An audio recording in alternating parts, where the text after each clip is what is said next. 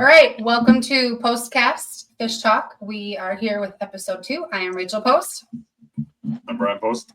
And tonight we are joined by Scott Isaacs in Texas. He's been fishing the Bassmaster Opens since 2021. We've got Paul Browning, also from Texas, who's fished Bassmaster Open since 2019, fished the NPFL in 2021 and 22, took a third place on Winnebago in 2021.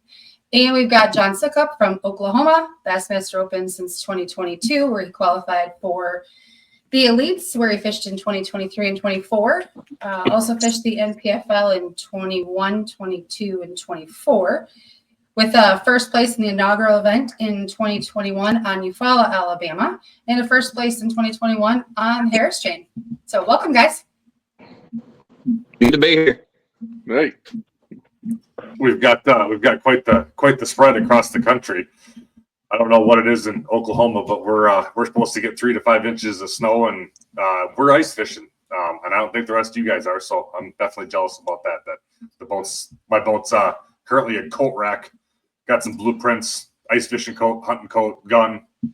Nothing to do with fishing. She's been tucked away for about a month and a half now. So, and I know, John, you just wrapped up the last NPFL for the season on where were you, Murray? Yeah, last week. Just got home like 3 days ago. So gotcha. And that event went well for you, huh? It went well. Yeah, I had a 22nd place finish, but it went really well considering my practice. You know, when you don't have a good practice, you don't expect to get a check. So anytime you show up in the check without a good practice, it's really good. Yeah, for sure. Gotcha. Scott, what have you been up to? Have you been guiding on Lake Fork or deer hunting or a little bit of both? Chasing deer and working around the house. That's pretty much all. Got open water here weekend. Gotcha. Are you? Does the guiding slow down this time of year for you? It slows down when it hits the summertime and 100 degrees. Nobody wants to fish here. Oh, I gotcha. I suppose that's a lot of fatigue and a lot of hot. And I know I don't like that when we travel south in February to Texas or Florida or something like that, and we hit 80, 90 degrees, and I'm coming from below zero. It's hard on the system for sure. Yeah, definitely. So, Paul, are you at your house in Arkansas or your shop in Texas? Or where are you? No, I'm at the shop in Texas. I've been here about 8 or 9 days. Been really busy, just getting the yard clean. Worked on a bunch of stainless today, taking a lot of 2-inch and 4-inch pipe here in the shop, and recently been setting up 2 houses at Sam Rayburn that I had built for Airbnb. So been pretty hectic on the working on retirement. I'm up to 4 properties now for Airbnb. So hopefully next year we can slow down a little bit and just fish more and not worry about the stress of everyday life. Yeah, that's a as you're fully aware, I'm a business owner as well, and the stress of the day-to-day and trying to find the time to go fishing. All of us kind of experience that. I mean, we don't I think, John, you kind of border on, I think you probably make your living mostly in fishing. I know you do have other businesses outside of that, but how does everybody balance that? How do you find the time to make sure that the bills are paid at home, but yet we can enjoy time away and go fishing around the country? John, I don't think anybody else here will say the same thing. It's 80, 100-hour weeks. You just don't stop. Yeah. There is no excuse, everything that comes your way, you got to figure out. You got to be an overcomer, and you got to have such a love of fishing that you almost have an ignorance in your life to there's some things that do not match common sense and financial stability when it comes to what we risk in fishing. So you kind of have that balance, and I've teeter-tottered with it. Like when you push into trying to do it full time, sometimes I think guides make better money than a tournament angler for sure. So yeah, definitely. And I know Paul, for those who don't know, Paul and I have traveled for the last 2 years together now, the last 2 seasons on the Opens. Yeah. So we've had a lot of late night conversations about work and fishing and everything else. And what I know you said you're trying to set up Airbnbs and trying to maybe back away from the oil field a little bit. What are you thinking for 2025? Are you going to change anything about your season, given we've only got potentially 4 tournaments your practice strategies, what are you thinking? Well, my new practice strategy is I think Soukup's going to run with us. It's Sam Rayburn, so I'm going to follow John Soukup. He tends to catch them pretty good. He's consistent. I don't know, man. I'm going to try not to let the stress of work bother me much. I've got some really good folks here that work for me, and I got one that I can rely on to handle business while I'm gone. I'm actually going to, after the first year, I'll be back here at work for about a month, January. Then I'm going to hit it pretty hard in February. I'm going to learn how to scope. Division 2 is going to be a scoping tour pretty much. If you ain't scoping, you're open. So I'm going to focus on scoping, man. And I think that's how you make the Elite Series now. I don't think you can do it the conventional ways of just going down the bank anymore. I may be wrong about it, but I'm looking at Division 2. It's a scopers tour for sure. So hopefully I can figure the scoping deal out in February and be ready to go. Yeah, it's definitely you got to just put your head down, and it's one of those things when you want to learn a new technique, take only that rod and only that bait with you.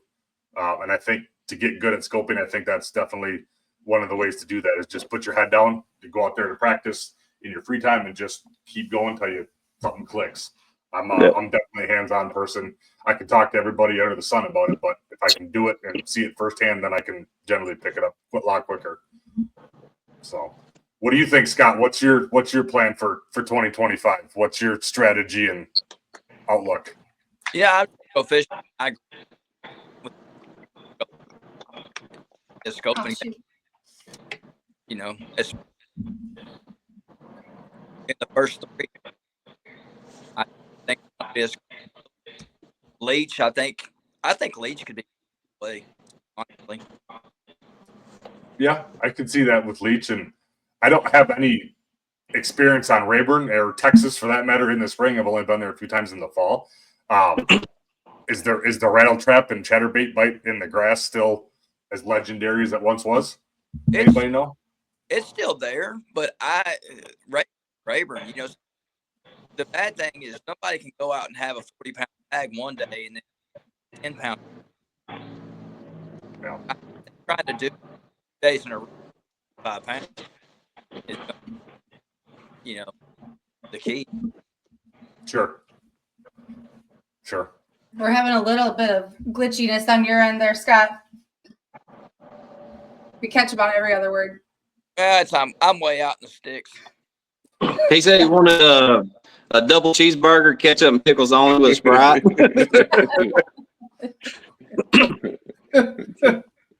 Taking some much orders.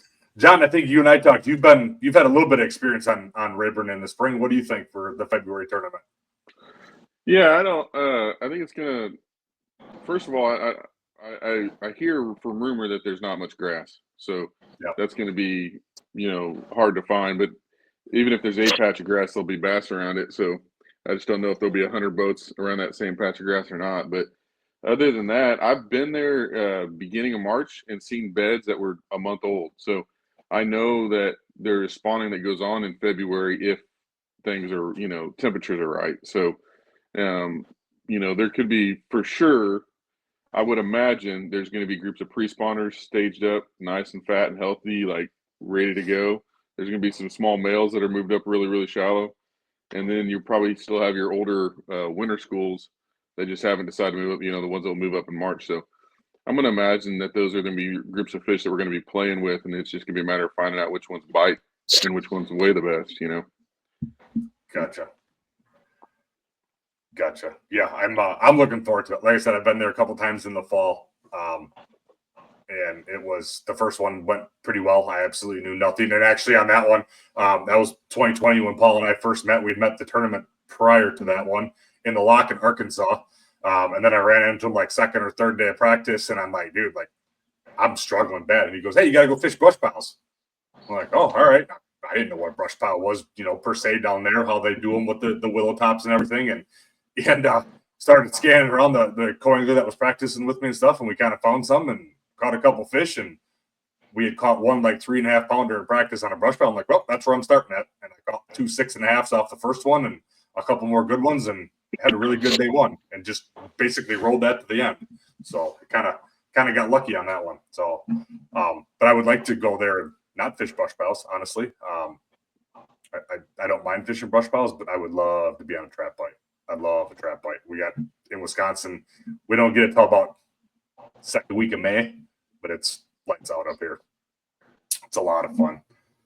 Well, Huh? I'm gonna say talk about all the lakes first before we go into other stuff. Yeah, no, I was going to. Oh. So, and then what we follow that up with Kentucky Lake, right? I've been to Kentucky several times, but not since the Great Carp Invasion. Back when it was still a largemouth fishery in the spring. And I'm a bush flipper by trade, I guess, and I love shallow bite. So back then you could do really, really well flipping bushes. I made a national championship for the NBAA. I missed a $20,000 first place boat by 7 ounces. I finished fourth. So in a team event with a buddy of mine. So Scott, you been to Kentucky ever? I've never been there, but never been. Okay. From what I hear now, it's primarily a smallmouth fishery. So yeah, it'll be. I think it's going to be completely different. But I'd qualified for the Force Wood Cup on Kentucky Lake, and I finished in the top 10 in a BFL regional on Kentucky Lake. But both of those were in the fall.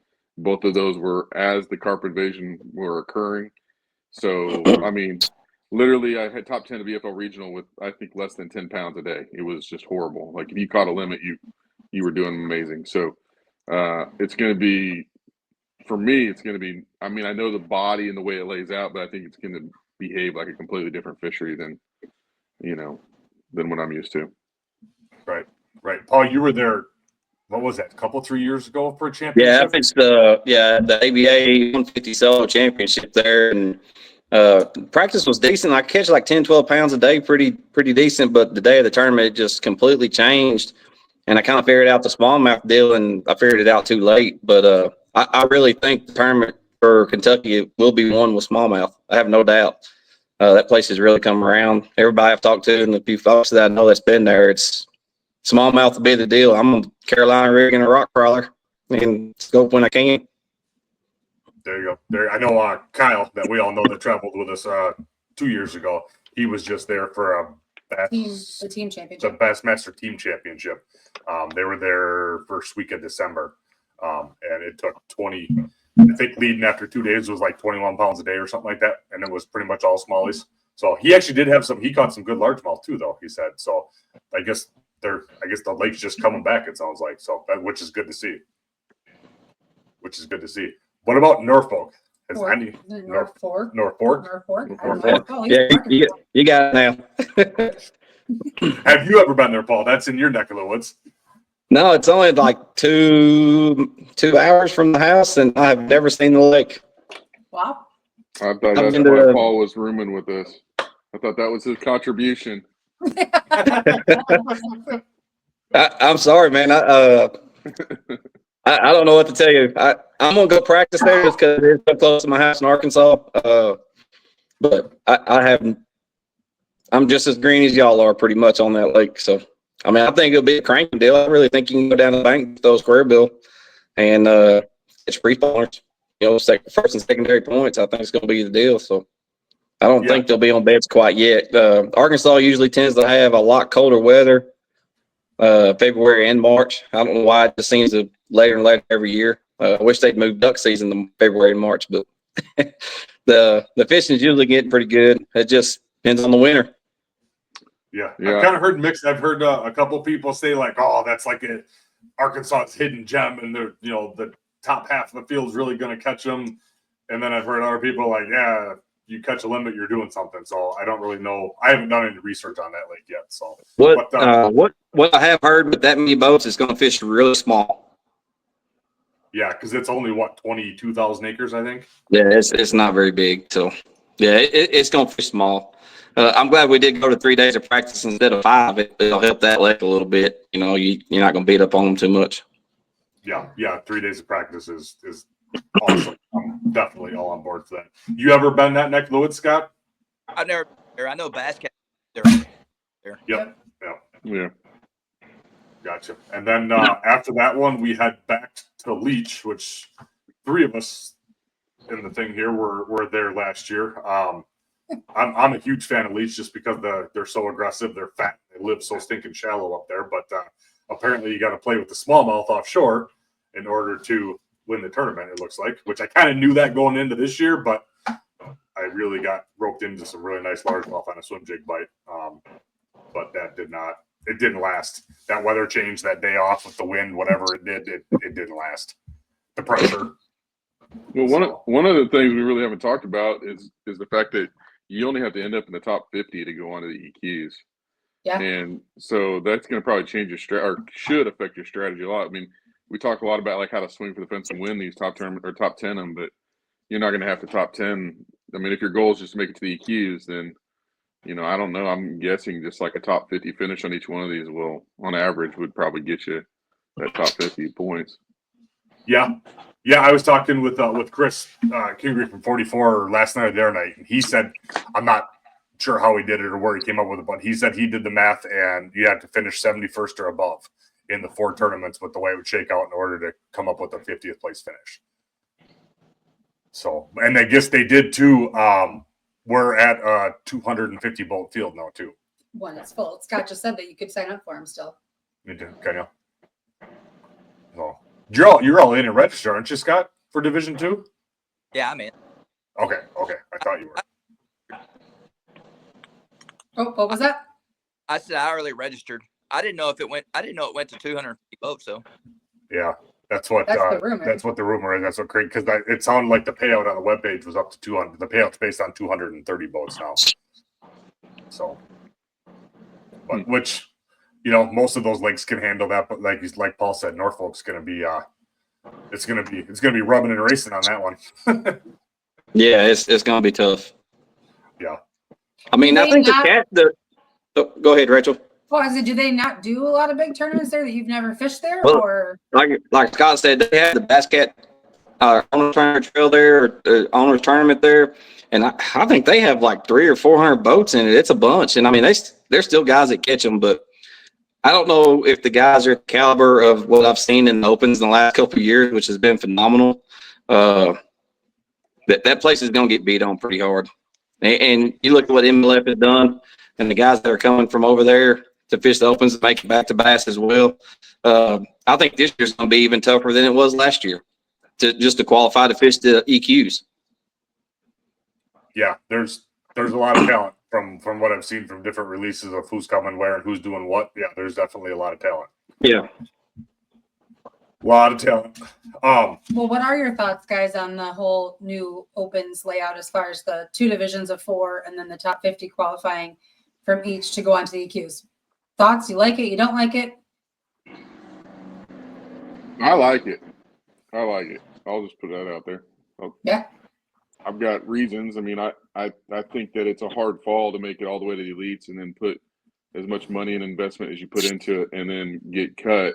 And then you got to just go right back down and start back over when you potentially, have relationships with contracts and stuff with sponsors and all that. It's a nice catching place, I guess, for those elite guys that potentially aren't going to requalify, because they have a chance, obviously, with the format and the EQs to fish and just requalify at the same time instead of, falling all the way down. So Yeah. I think that's a good combination. I don't know how they're going to do the points. I'm curious about how they do the points. Maybe you guys know. Well, my question is, if you qualify in the top 10, but let's say the top 9 guys are all elite guys, Mm-hmm. do they keep going down the list? To my understanding, what I was told was that the elite guys that are on those last 3 tournaments, their points don't count. So if there's 100 EQ anglers that qualified, but that can't be so, right? Right, but yeah, I don't know how it would work because they just said they skip them. So if you got first place as the elite guy, you didn't get any points. Then it went to 199 for second place and so forth. But I don't know. Yeah, I don't think. I mean, I know we're speaking kind of unknown here, but the reason why I don't think that can be the way it works is because who's to say that elite guy that shows up isn't already getting cut? He's not one of the guys getting cut, so he's there. So his points have to count.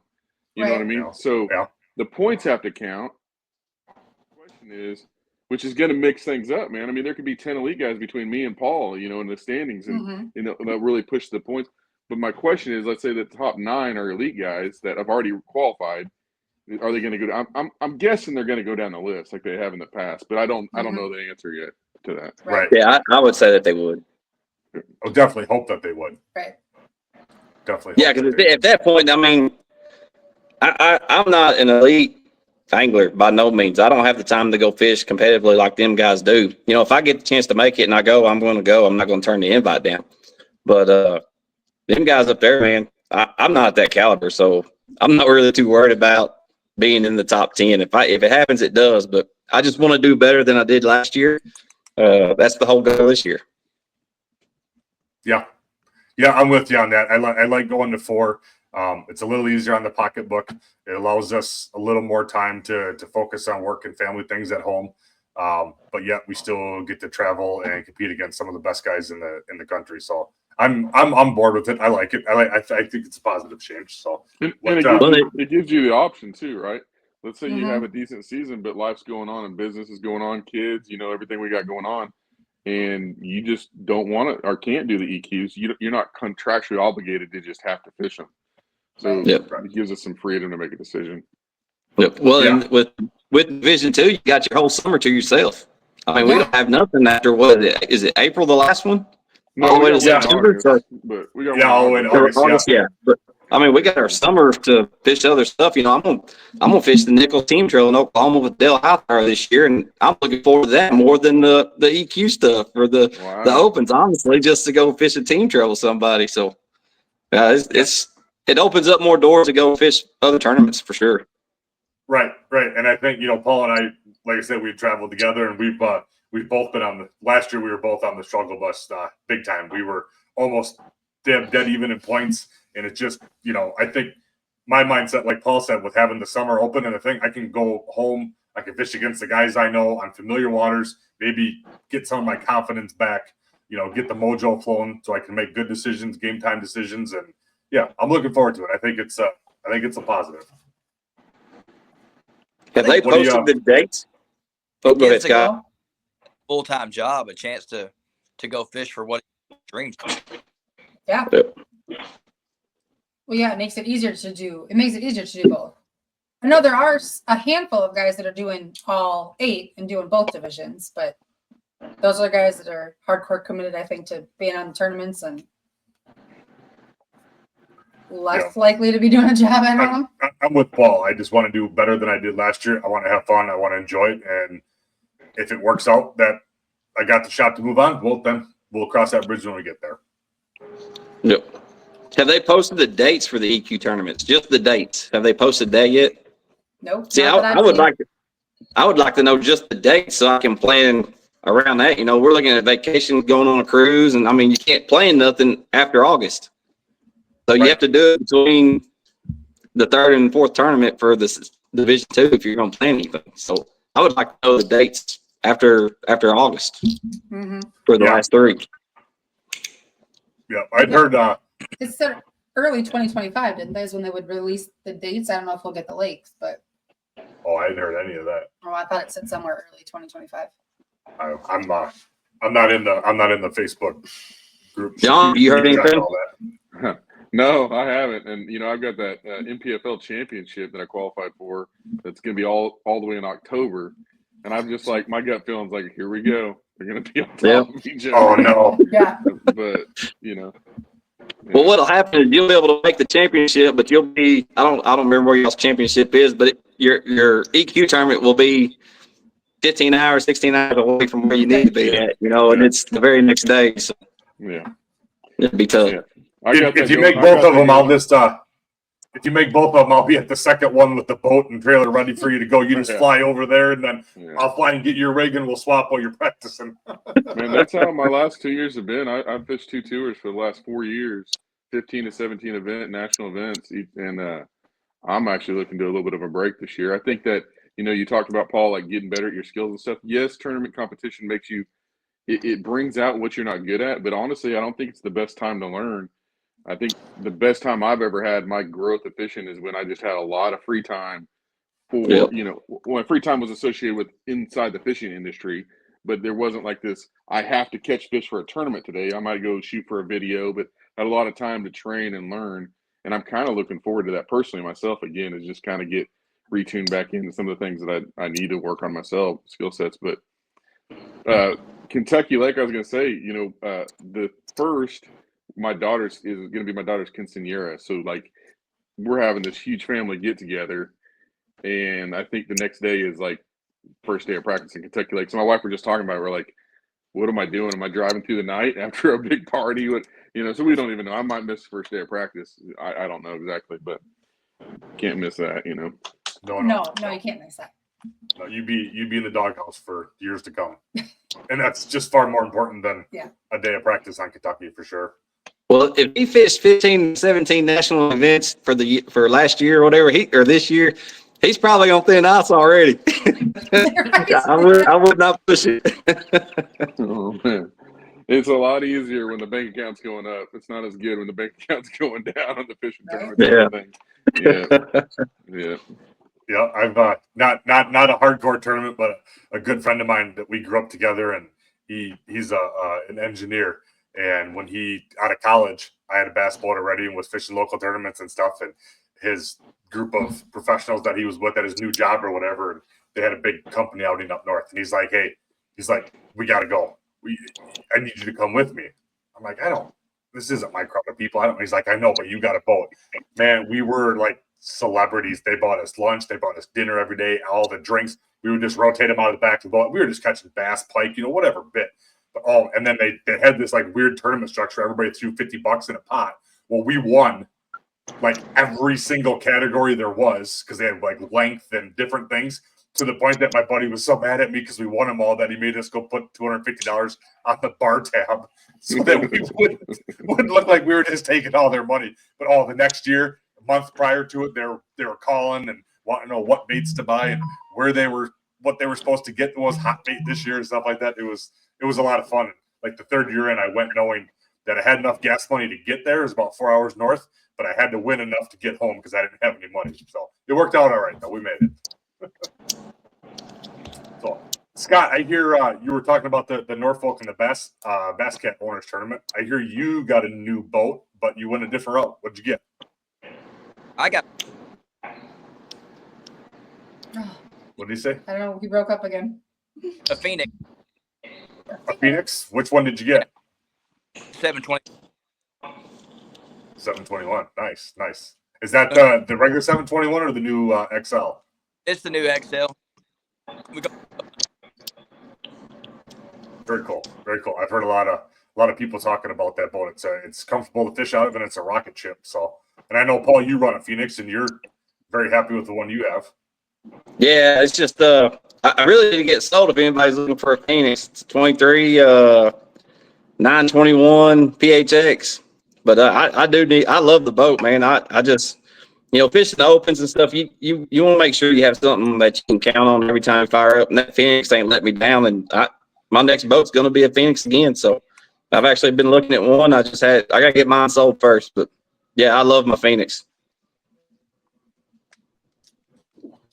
There you go. John, you still running the Blazer for 2025? Yeah, I am, for the only reason that I love not having the stress of getting a new boat, getting the wrap, getting the design put together. Just like I'm ready. It's ready to go. It's going to sit here. I'm going to fish all winter, and I'm going to roll the first tournament. And so I did my damage on it last year, total on the hole. So I'm gonna use it again.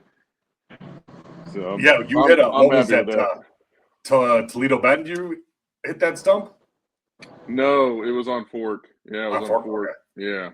Yeah. It wasn't a little hole either. It was a giant hole. So I did that a couple years ago on my Falcon. I idled across a piece of rebar and it ripped it, and then it was under the bunk when it sat in the trailer, so I could never see it. But then by the time we got to Hartwell, we were we had about a 3-foot rip in the hole. You could put your hand right in. We were taking water pretty good in practice. So yeah, that's never a good feeling. It's a now what do I do and who do I call and how in the heck do I get my boat back together? So yeah. I have been doing my online boater safety course though. Started that today. Have you guys got your boater safety course in yet? Yes. It's done.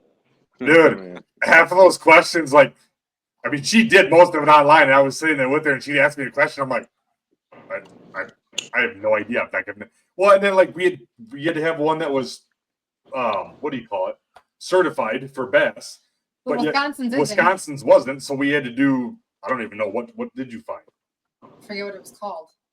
I just Mine Googled better it. I be couldn't find one certified. either. I'm 2 hours in on this thing. Oh my gosh, I didn't even check to see if it's certified.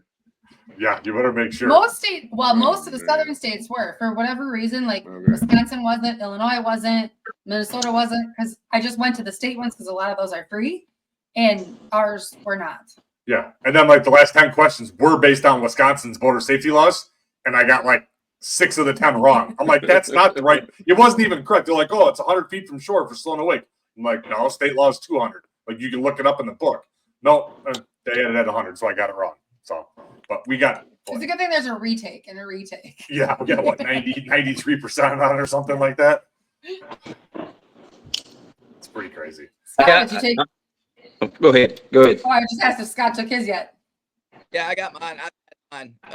Oh, because you're a captain. Yeah, the captain works. Gotcha. I may have to knock on Scott's door. I want to go down and have fun on Fork this winter. That's Yes. just something I've never done. I'm only 5 hours away, 4.5, 5, something like that. But the winter trip, I always talk about doing it, and then I never do it. I need to do it this year. I'm planning on it. What was What that? part? Yeah, what part? Of Fork, or what part am I from? Oklahoma. Yeah, I'm in the Tulsa area. Oh, okay. The Pulp is where I'm at, yeah, Tulsa area. You're in Fort last year. Yeah, we took a guys This trip year? down in March. I think we went down. A good friend of mine. We've been talking about doing a guys trip for a few years. His health is it's touch and go depending on the week or whatever. And we probably shouldn't have gone, but we went and had a really good time. We fished Fork, and then another lake Scott recommended, and then we wound up Lake of the Pines, like an hour east of there. Got on a phenomenal post-spawn flashy swimmer bite up above the bridge there in the shallow water. And nothing huge, but I mean we were catching 40, 50 fish a day, which for the 2 guys that I was with, man, they just want to go down the bank and catch fish and chuck and line. So it was a good time. Cool area, very cool area. But yeah, we were when we got there to Fork, they were on bed pretty good, so we could catch a few off bed. And I mean, I would have searched all day to find one of them big ones on bed and just done that. But obviously the 2 guys that were with me, they didn't find that near as exciting just sitting in the boat watching me look for fish. So what do you guys think? We touched on it a little bit with the changes on the opens. So they're back to my understanding, we're back to approximately 28 days off limits, 3 days of practice, official practice, an off day before we start. I know, Paul, you're very happy about the off day. You love the off day. Yes, I do. I mean, you own your business. Soukup owns the business. Scott, he's always on the lake fishing, guiding. Man, just having a day where you're away from everything and you can just relax, get your boat together. You're not rushing. We go eat breakfast a lot of times when we don't go practice. So it's nice to be able to just go kick back and hang out with your buddies and get ready for the next day, man. I like that, being able to relax. Them days are far and few between. Yeah, because I know we've been, if we go out, how it's been, you have to be off the water on Wednesday at noon, and then, registration's at 2 or 3 o'clock. So then you feel like, the wives usually got supper plans with us for somebody else, and we're going out to a restaurant for dinner or something like that. So you feel like you got 2 hours to hurry up and rush and get your boat ready before you're getting it. So I was opposed to the off day, but the more I think about it, and I just need to accept your mentality on it, because I think it's definitely positive. You personally have seen my boat after practice and how long it takes me to reorganize, because I'm so lost during practice. I throw everything out there, kitchen sink and all. And so it takes me a while to get everything cleaned back up. Yep. Yeah. Usually I'm a couple hours and mine's all put back together and ready to rock and roll. And I'm over there at Paul, and 4 hours later. 4 hours later, I finally give up and go inside, and Paul's still out there chasing mosquitoes off. Yeah, like 10 bags of trash coming out of the boat. I mean, it's a mess, man. That's one thing I am going to focus this year on. I'm going to set it. Go through the boat. New boxes. Like everything's going to be organized, and I'm going to really focus on staying organized through practice and see. That might help because how much time do I lose during practice because I am unorganized? Sure.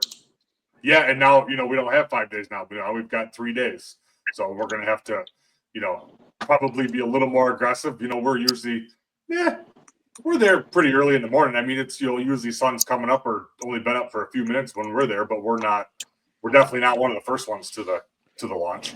I'm just confused about Paul saying his boxes of tackle. I'm imagining right now 4 boxes with 4 different colors of fighting frogs. That's all I know that he's got. So he's got a green pumpkin box, his whatever, black and blue maybe. I don't know exactly how that works. John, you're right. I've got a tub in that box, and it pretty much covers all my crankbaits and everything, and it's just fighting frogs. I promise you. I got more fighting frogs than the store has at the Big Bite factory. I promise you. This is the fact. He's always got. I did get some of your what is it the best skipper ever? Best skipper ever, man. I love that bait. I actually got a box full of them now too. It's kind of replaced the fighting frog, man, for flipping docks. That I got on it at Leech. That's the first place I ever got to use it. Should have had a stellar day on day one. I had like 18-1, which I only thought I had like 15. Them fish weigh so much heavier than what you think. But fishing around docks and laydowns, man, that thing is phenomenal. I was very impressed with it, and it looks goofy, but it will catch them. Yeah. Yes. Yeah, it does. It was watching you skip it, that first day that you got them when they showed up there to the house, and we were staying on that other lake. So after we were done practicing, we go home, eat dinner, and then we walk down behind the house on the dock. And those poor fish, they'd never been throttled so much in their life. I don't know how many we caught off the dock behind the house there, but we were literally counting the skips, how many he could get, like we were skipping stones like kids. So it was a lot of fun. It was pretty impressive. Yeah, I think I got up to like 18 skips in one cast with it. I mean, it was out there, 40, 50 yards. It's what it looked like from the dock. But, 18 skips with a bait with nothing. It's pretty cool, man. Yeah, it was. It was definitely cool. How's your organization, Scott? Are you fly by the seat of your pants, or do you prepare ahead of time? Or I am a very OCD person.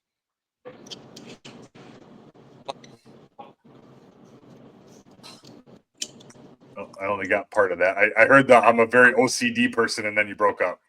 I said you probably already figured that out, but Yeah. Yes. He's probably got a box for everything, and it's all labeled, and it's never a mess. That just strikes me as how Scott is. pretty much.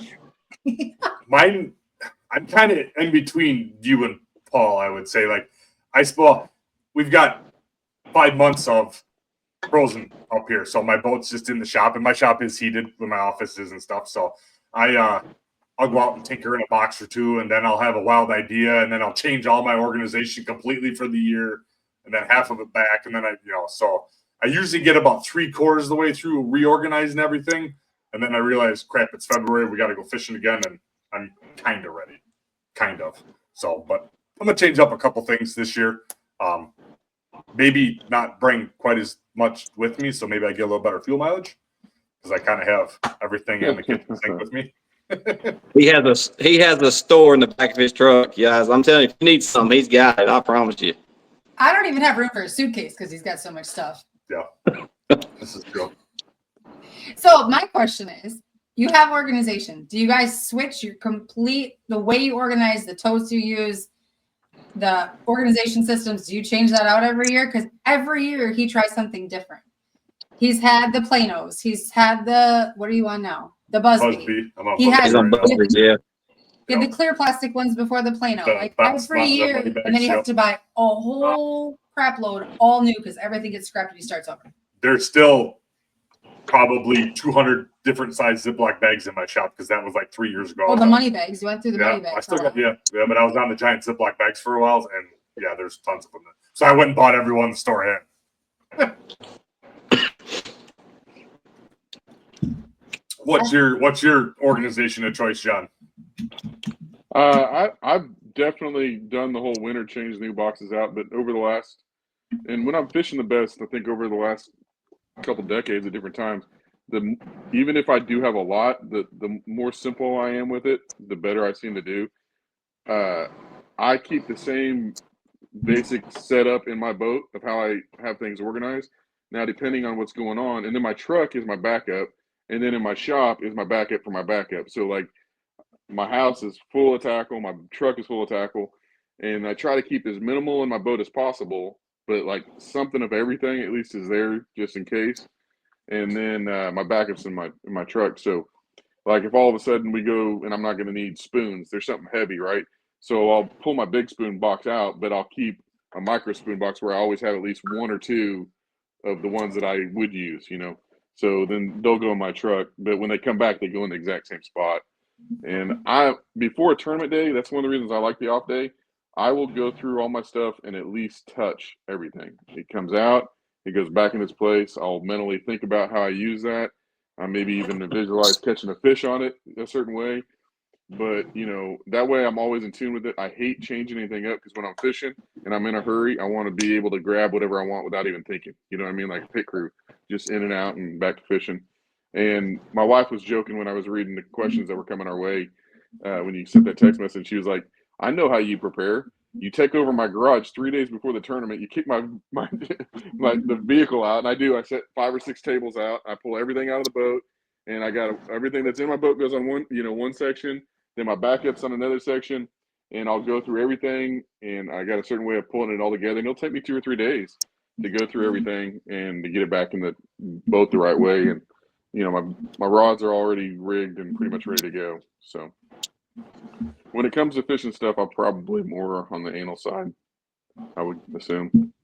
Yeah, but like Paul said too, that equates to, you know, efficiency on the water and, you know, a better practice and more time utilizing what you need versus, you know, flopping around like you're looking for something. So I try to be that organized prior to a tournament, but usually it's, even though I know the tournament's coming up, it's like a surprise to me because I've got 17 things going on at work, you know, like St. Clair this year. I didn't even get there till 3 o'clock in the morning. And then I got up at 8 o'clock and did paperwork for 4 hours before I even went and started practice. You know, so it was just stuff that had to be done, you know, because that's how I pay the bills. But I try to do that level, John, but I usually come up a little bit short. I'm not going to lie. Yeah, I think that one of the things that I've tried to do over the last 2 or 3 years now that I've kind of messed up on, I got in the habit of, and I'm getting way away from that again, especially the last year, is, you know, if I haven't caught a fish on it in a tournament, or had some tremendous day on it in practice, it's not in my boat at all. There's maybe a couple things, like I limit to the very few baits that I haven't actually caught fish on, because when it comes down to the tournament, I can have 35 rods rigged and everything's perfect, and when all what hits the fan in the tournament, I'm scratching for a fish. Most of the time I grab a white chatterbait or a green pumpkin shaky head and I go at it. You know, like I'm throwing the same thing that I've always, because I got confidence in that stuff. Right. If I'm struggling and I'm using a bait that I'm just learning how to throw, I just have never had a good finish that way. And so, you know, I try to just focus on the stuff that I know I can catch them on. That has been a big adaptation I've had to make coming from the north going south. You know, it's a lot different fishery down there, and taking what I know, what I'm confident with, and applying it down there, and not being on Rayburn going, I need to throw a blue and chartreuse crankbait because that's what wins everything down here. But maybe I'm not the best crankbait fisherman, or maybe I'm not the best with my electronics to find those spots to throw. So, yeah, during the practice, that short practice period of the tournament's not the time to be learning something. Like John said earlier, it's definitely when you've got that free time to, you know, fine tune it, play around with it, make it, adapt it however you need to. That's definitely the time to be learning. I think where is 90% of the time more important than what. And I think that we focus too much on the what, and that's how the best fishermen rise to the top, is they know where, and they know really quick where. And then once they know where, then they just take a little bit of time and they tune into the what they're throwing, you know. So I think that's the difference as you get over the different levels, is just how fast those guys can in a split second know where and how things change. That's I like that. I think there's a lot to be said about that. Absolutely. Because I know Paul in 2020 was on a streak, 2020, 2021 there, And, I'm sure Paul can attest to it. When you're making good decisions, you're not overthinking it. It's just the ideas coming to you, the thoughts coming to you, you're rolling with it, you're executing on it, and you're moving on. That's Well, that was the year the Pied Frog kind of got locked in. That was a very special bait, man. But there's several ways to fish that one specific style bait. So I just adapted with that bait for different techniques and just made it work. But yeah, time on the water, and if it's rolling, you can't stop it, man. It's amazing when it does happen. But when it's rolling the way it's been rolling for me and you, Brian, that train ain't driving, man. I mean, I'm like 21 tournaments in a row now, big tournaments, and not cashed a check. So, ever since 20, man, it's like I don't know, too much pressure on myself, or maybe I just don't care as much anymore.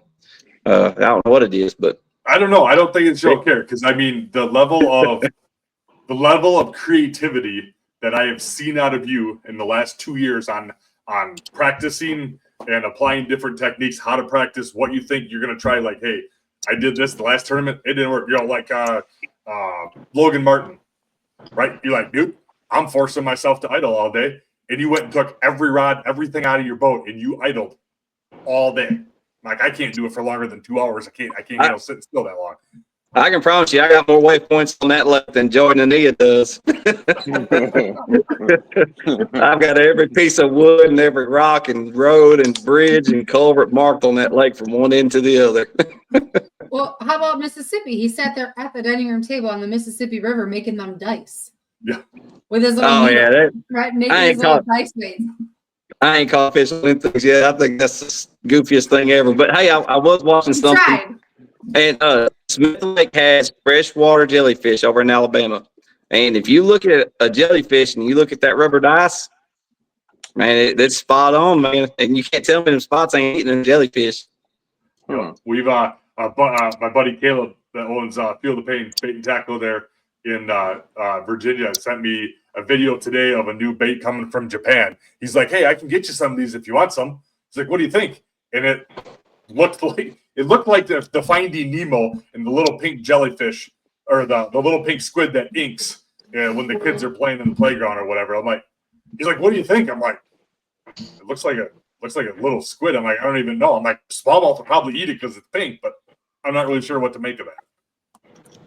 You can call me prejudiced all you want, but I like bass that bite brush hogs. Those are my kind of bass right there. Yes. John, what are you flipping on the docks? Brush hog. John, what are you dragging on the Carolina ring? Brush hog. Full size or little one? No, full size one.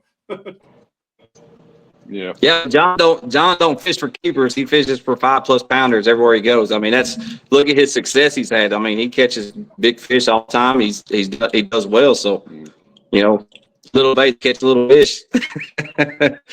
That brush hog's a meal for them things. Yeah, it is. What about you, Scott? What's are you going to a drop shot and a fairy wand, or are you picking up a Texas standard of a 10-inch worm? I did more scope baits. Gotcha. What was that? He said he'd rather throw. I think he said he'd rather throw scope baits, right? I bought.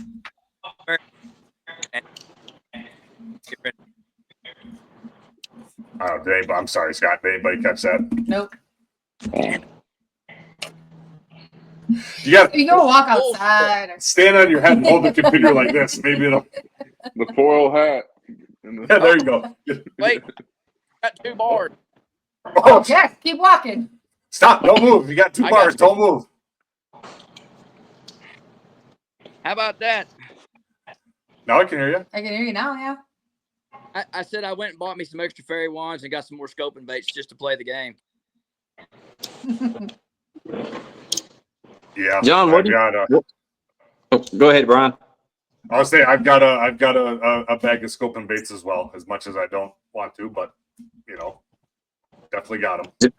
Yeah, John, you got to see it firsthand.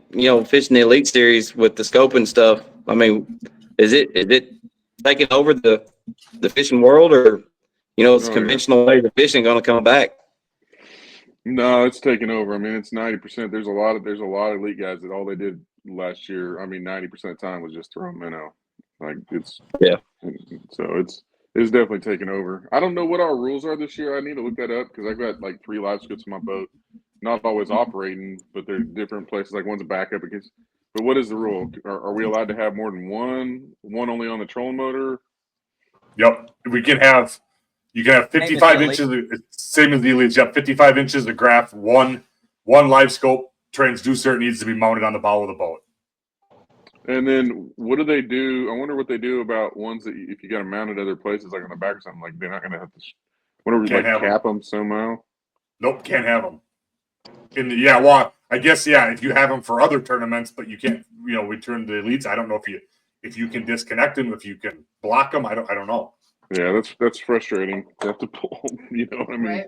If you have to pull them off, put them back on, seems like there'd be a simple way of just putting a block on it or something. But then they probably will, because then someone would be accusing you of using it when you're not, even if you're not. But right, because I've got 2 on mine currently, on the bow, one perspective and one in forward, and I really figured out that perspective mode last year with shallow fish, like on the Mississippi River with shell beds. In the springtime, I caught them spawning and doing that way, and I just kind of this year the light bulb went on for me with that. I really used the 2 of them in conjunction with each other, so I'm kind of. now, I like that too. Did they put restrictions on 360? No. The only restriction that's screen where size. they messed up. It's just they want things to go away or be minimized, but all that's going to do is have guys going out buying 360s, strapping them on. So, and I mean, so you're going to have guys with 360s and a live scope up there is what's going to happen. So I don't see it being much different myself, but.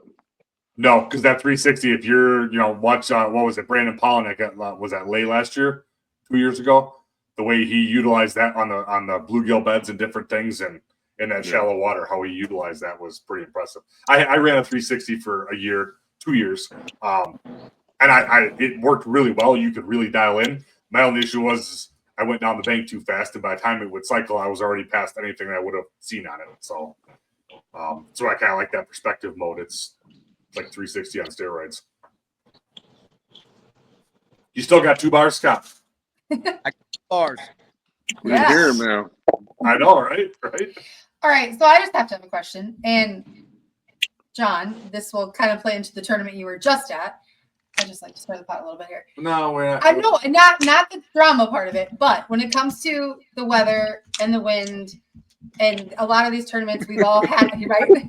We've all had one in the last. We've all had one in the last year that's been postponed, pushed back, whatever. Oh man, have we What? It seems like there's been a lot lately. Yeah. Would you want to go fish it? Would you rather they leave it to, if you want to go? If you don't, you stay or somewhere safe. What are your thoughts on, do they postpone them? I mean, the problem is we just got too many Karens out there in the world, and so they got to protect themselves. I mean, there's going to be lawsuits of insurance companies pulling their. Imagine if the insurance company pulled their insurance from Bass. Bass would never be able to hold a tournament ever, and so that's what's going on. I mean, they're doing what they have to do to be safe, and sometimes it just feels. As a fisherman, we go out in all sorts of weather, you know what I mean? And I'm just so used to it that even what now doesn't seem that bad. I mean, it's not fun, but it's not that bad. Tournaments are getting canceled. I think I counted. I'm pretty sure I got close to 10 days last year that I got canceled. It was really bad for you this year. Yeah, between the elites and NPFL. Yeah. So I don't enjoy the cancel day. I wish they would just postpone it a day. You know what I mean? I seem to like practicing for the multi-day tournaments, and if I see bad weather coming, a lot of times I'll prepare for that bad weather day. So I'll find myself a little calm pocket fish that I typically wouldn't be looking for, and I find them. I'm like, okay, I can survive day 1, for example. And then every single time it's been canceled. It's like I spent 2 days practicing for that day that I shouldn't ever been practiced for. So I don't enjoy that part about it, but that's probably just every fisherman's complaint. So well, and then when they shorten the tournament and it goes like the Opens going from 2 days for everybody, and then the third day for the top 10, and then your top 10ers don't get a top 10 day, so they're out there with everybody else. I know they've got TV commitments, obviously, with FS1, and that plays into the schedule why they got to keep top 10 on that day. But it does change your whole plan of how your tournament is going to go. Yeah, they just can't get out of those boundaries. Those are the boundaries. It's like saying, hey, we're going to play on a 140-yard football field, and everybody's like, our stadium only fits 120 yards with the football field in there. So, it just doesn't work with the production, especially. And if we wanted to skip around production, then you'd have the whole group of fishermen complaining about, no production and, time. So it's just kind of is what it is. I do think that I feel like they could prepare a little bit in advance ahead of time, the tournament directors and stuff, and seeing that, okay, this lake typically gets a 1-win day. So let's go ahead and put an extra practice day in or something, so we can postpone it and just we don't have to worry about that as much as we had to on the elites, the back-to-backs, 2 years in a row. I'm not familiar with St. Lawrence very well, but we only had 2 days of practice on St. Lawrence because we had a postponed day, the tournament before, and we were back-to-back tournaments. So, those, but, I think it's also just everybody's got the same problem. They're all dealing with the same thing. So, Yeah. Yeah, I think we were actually we were talking about that with the buddy from, again, he called it just before supper there from Virginia, and he was talking about stuff getting canceled and whatnot, and that was what it was on. I remember it was on Okeechobee. What was that, about 6 years ago that they sent him, and that the coingler and the boulder got ejected, and the coingler wound up passing away. It took him a couple of days to find him, right?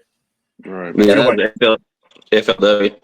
Yeah, I feel like from that moment forward, everybody's kind of backed off on the sending them no matter what thing, and like John said, with all the insurance and stuff like that. So, and I'll be honest with you, I'm comfortable. I've fished the Great Lakes a lot. I'm comfortable in pretty gnarly water, and I'm not worried about me or my coingler. I'm gonna get him myself and him there to and from safely. But there's a lot of people out there that don't have a lot of experience driving boats that are fishing these tournaments or necessarily experience in big water like that, and they send it, dude. And well, you got two different groups of people opposite of our little group here. You got guys that are in their 20s that are hyped up on adrenaline and like they still haven't figured out. They haven't figured out how their bodies are even working yet. And they're like, and like running bridges and cutting people off, and you're like, okay, you got to protect against stupid young kids. And there's a bunch of them out there. And then also, you got the 60-plus-year-old guys that are just, they don't have the balance they used to have. It's not going to be safe for them to fall in. So, and I listen, I want to be 60 years old and still fishing tournaments, 70 years old and still fishing tournaments.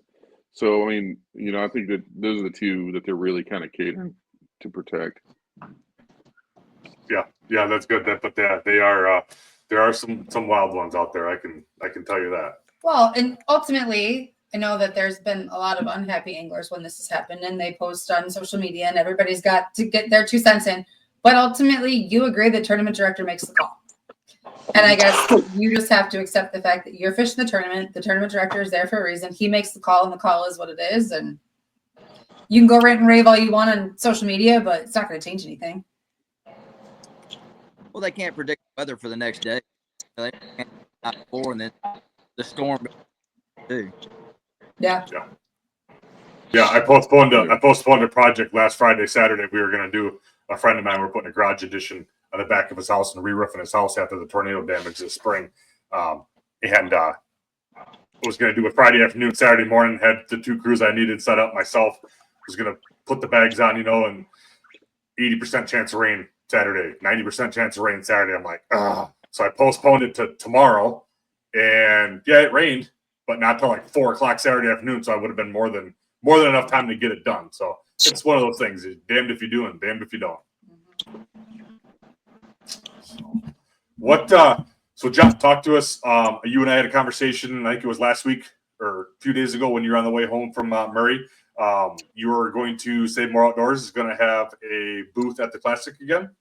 Yeah, we are. We got, that's, of course, Ray Roberts is, about, like I said, it's about 5 hours, 4.5 hours south down Fort Worth. So we got some logistics to figure out, but I think we're going to have one on the main floor, have at least 400 square feet. Again, maybe a little bit more, depends on what we end up finalizing. But at the moment, we got minimum of 400. So, and we're going to be bringing, like we did last year, we're going to bring the deals, the $1 and $2 bait deals, and see if we can make lines out the door like we did. That was fun, and I enjoy that part. You get kind of sore on your back standing all day and ringing people out, and your throat gets sore from talking a bunch. But it's enjoyable.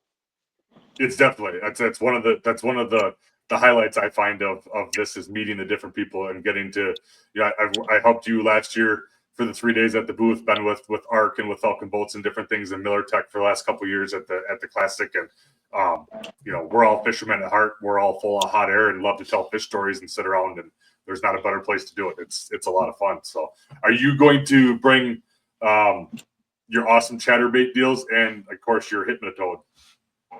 The Hypnotoad. Yeah, the hypnotoad right now for sure will be there. The deals that we get that are really crazy, most of the time it's liquidated overstock items. So once we've got them and they're sold, they're gone. Gotcha. Okay. They're not direct, and if they are direct with any kind of manufacturer, we sign non-disclosures and don't let anybody know where they came from or how we got them. So, okay. those are the kind of deals that you can look forward to with SaveMore. Is like there's just some crazy stupid deals. Yeah, they were pretty wild. I should never have to buy baits again. I got all the stuff in the world, but anything with the company just goes to sales and not to myself. So. Gotcha. Seeing how Scott, we're not too far from your neck of the woods. Are you going to be at the Classic this year? I'll go over there a couple days. Nice. Yeah, you better come see us. Yeah, working any booths? Not that I know of yet. I probably will. Yeah. Ray Robert is about an hour and 40 minutes from me. Oh, nice. Okay. And then Fort Worth 2 hours. Okay. Nice driving distance. Yeah, that's not too bad. We should probably figure out what we're doing and going. I know we're John potentially going to help you, and I know I'm with Falcon Miller Boats. Tech wants you there for sure. Yeah, Miller Tech and then Falcon Boats has got they've got a dealer in the area now, so they're going to have some boats, so they don't have to haul everything all the way over from South Carolina again. So because that's why they weren't at Oklahoma last year. It's just didn't make sense for them to drive 14 hours hauling stages and boats and all that good stuff. So, what about you, Paulie? Oh, sorry, John. Go ahead. I was just glancing down and thinking our first 3 events, February, March, and then that Classic's in March, right? And then April. I've been on Grand Lake in April when it was sleeting 30 degrees and it was sleeting, hailing on us. So every one of these, including that March event, even though it's down in Fort Worth, it's not likely, but there's still potential freezing weather Sure. during that time of year for all these events.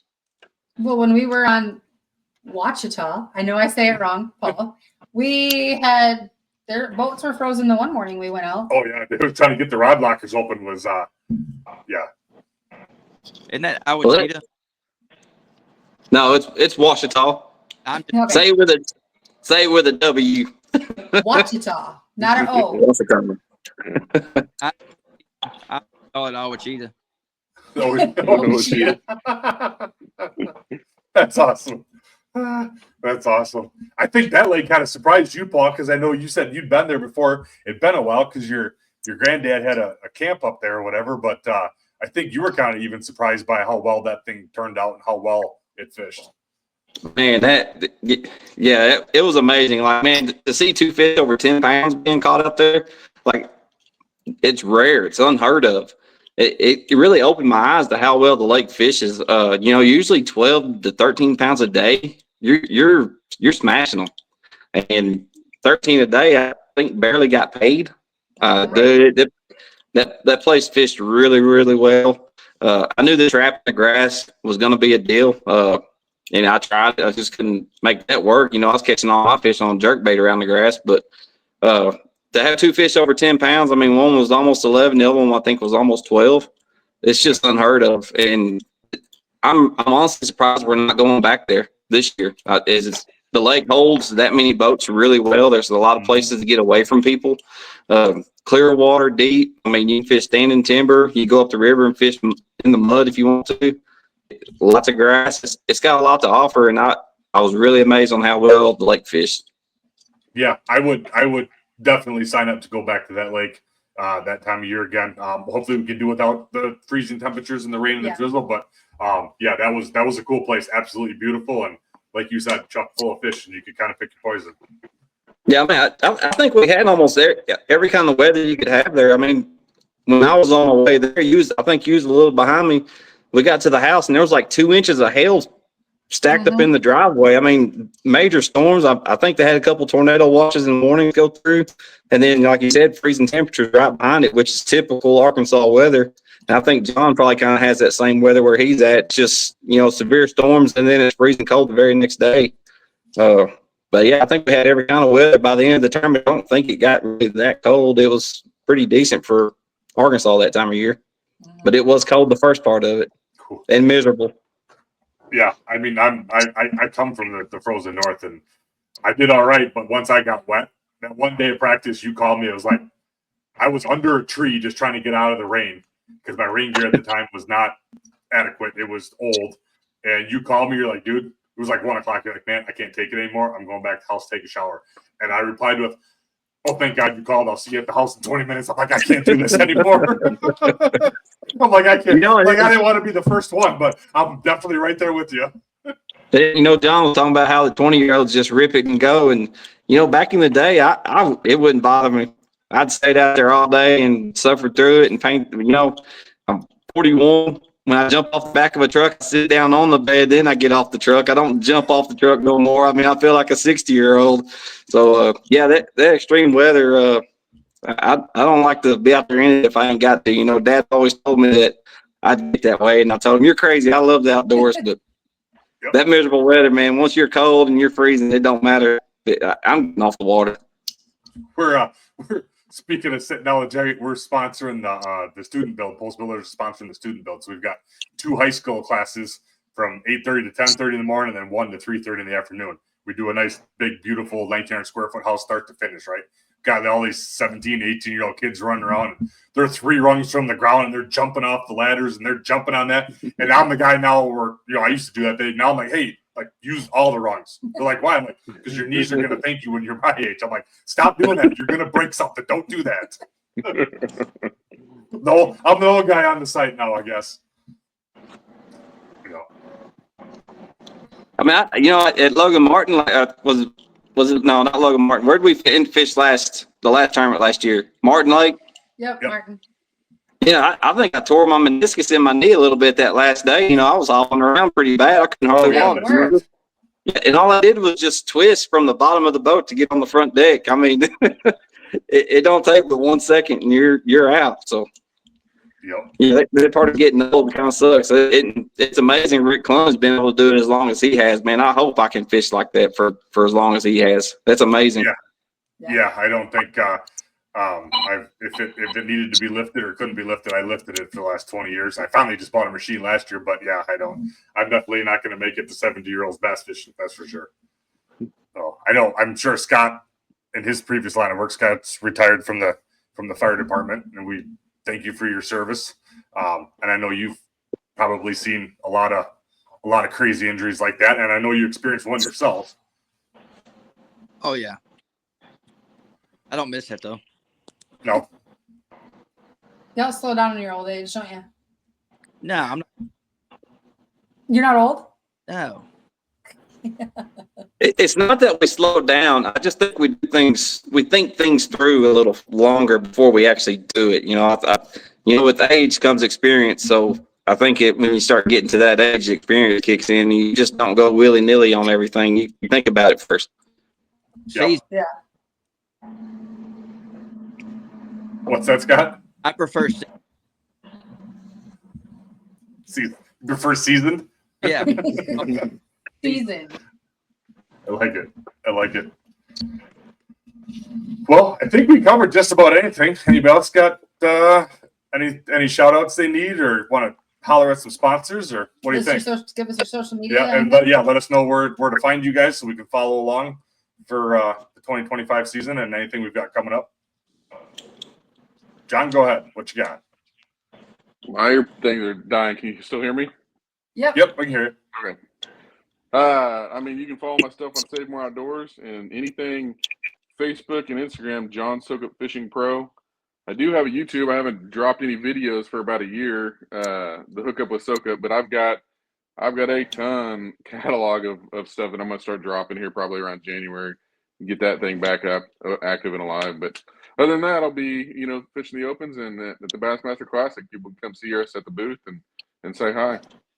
And definitely follow along. John has some of the best marriage advice you're ever going to find on the internet. That's the truth.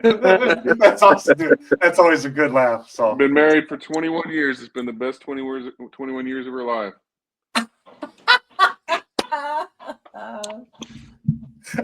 I like how he kind of glanced to the right. Is she over there? Like he glanced to the right, like in case there was something, a It shooting was like coming that. or something. It was like that Keenan Pale skit. I was like, best 21 years of her life. You know, just had to whisper it a little bit. Sandal comes flying across the room. That's awesome. Scott, where can we find you at? I'm on the Insta page and the face page. Okay, and what's your guide business down there if we want to come down and catch us a big one on Lake Fork? I can get on my Instagram, just send me a message. I don't advertise. You don't? Okay. No, I don't want to stay busy. You know, life. You know, kind of in a while. He needs to take it easy once in a while. You want to take it? You're retired. He is retired, so he shouldn't have to work, right? That's fair. That's fair. Yeah. I can go along with that. Paul, how about you? Where we find you at? Instagram, Facebook, paulbrowningfishing.com or Paul Browning Fishing. And really, I'd love to thank Big Bite. And, you know, I've been with them for a little while now. And you can look at my boat. You know, you've been there. You've seen it. The Nolly rods, I've been with them for 6 years, I think now, maybe 7. Absolutely love Nolly rods, man. They're built in Arkansas. Cigar line, I've been with them for a while. But, man, really, that's the only sponsors I got. You know, my business right there, Paul Browning Welding, LLC, is my biggest sponsor that I got. Pays for everything. You know, I love that guy, man. He pays for it all. So, that's it, man. But, yeah, man, it's the greatest boss ever. Lets me live for 3-4 months at a time, go fish, and man, he don't complain or nothing. When he does, nobody listens. Where do I send my application? Hey, not hiring, man. I'm sorry, it's taken up. I will say, if y'all need fishing jerseys or something, I might check out Texas Reds. It's What kind is of it? Texana Threads. Say it one more time. Texana Threads. Texana Threads. Yeah. Okay. Is that what you and Amy are getting rolling? That is Amy's business. Oh, that's Amy's business. Okay. Yeah, she's the brand and everything. And the brains. And the tech. Gotcha. You're just the retired other half? Yes. I'm a He's- boyfriend. He's the trophy boyfriend. A trophy boyfriend? Yeah, remember? She said he doesn't have to work.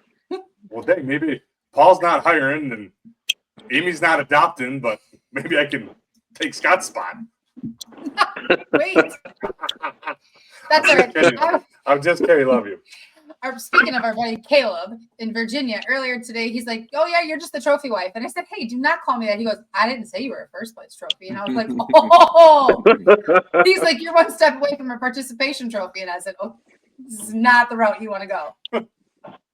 It was almost violent, and he wasn't even here.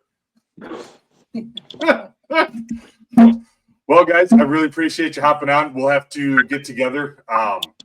One of these trips we'll have to get together. Maybe we three can of us are together. So well, I know we can 3 of bring us together, Scott but over. we got to get Scott in there, and then we'll throw Ted in too. He's traveling with us this year, so we'll do a big round table with all the wives and everything, and alive one night. yeah, live one night or something. See what kind of trouble we can cause.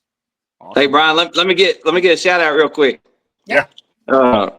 Guys, if y'all looking for a house to stay at Gunnersville, I got a place there, Airbnb. I'm like 10 minutes from Browns Creek, 15 minutes from the Gunnersville State Park. You ready for you and your wife to get away for a vacation, which y'all need to come down. I got a cabin on Pigeon State Park there in Arkansas. And I just built 2 new houses at Lake Sam Rayburn, which we'll be staying in for the first one. And plenty of parking, guys. I'm 4 miles from Casablanca boat ramp, so I'm right outside Zavala, right outside the city limits. Check them out. It's on Airbnb and VRBO. I will put the links for all of your Airbnbs in the comments too when this goes on YouTube. So they'll all be in the comments. Yeah, and Paul has I've been to the Gunnersville one. It is set up for fishermen. Everything is top notch. The furniture's comfortable. The beds are amazing. TVs in all the bedrooms. Parking is a breeze. As fishermen, you know, with the trucks and trailers, we're always looking for that. No problem fitting 4 or 5 trucks and trailers there. Definitely set them up right. So yeah, definitely give those to you guys in the area. How about that grass in that front yard? Oh, wait, there ain't none. I poured concrete across the whole front yard so you wouldn't have to be in the grass with boats and trailers. Yep. Definitely did it up right, man. So yeah, good. Glad you got that out there. So, but I think with that, boys, we're gonna call her a night, and we'll holler at you later. I really appreciate you guys getting on. Thank you. Yeah, thanks, guys. Thank you. Yep. Have a good night. You Have a too. good night.